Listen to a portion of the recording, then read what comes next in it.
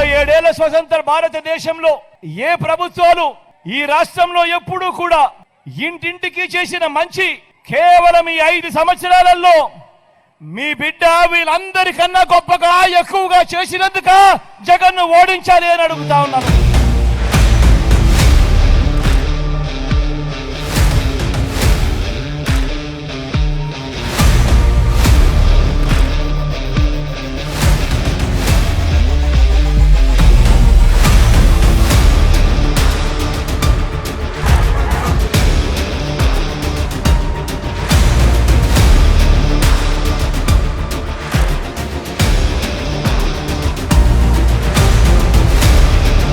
ఎన్నికల్లో మీ బిడ్డకు వేరే కారణాల వల్ల ఏ కారణం చేతైనా కూడా ఓటు వేయని వారు ఎవరైనా ఉంటే అది కులం పరంగా కావచ్చు, లేదా వాళ్ళ పార్టీలతో ఉన్న సంబంధాల వల్ల కావచ్చు.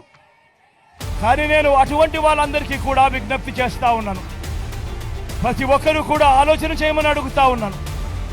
ఎందుకనంటే వేసే ఈ ఓటు వల్ల రాబోయే మీ తరాల భవిష్యత్తు దాని మీద ఆధారపడుతుంది. వేసే మీ ఓటు వల్ల రాబోయే 5 ఏళ్లలో మీ ఇంటింటికి అందుతా ఉన్న మీ పథకాల మీద, ఇంటింటికి జరుగుతా ఉన్న మీ అభివృద్ధి మీద మీరేసే మీ ఓటు నిర్ణయం అవుతుంది అన్నది ప్రతి ఒక్కరూ గుర్తుపెట్టుకోండి.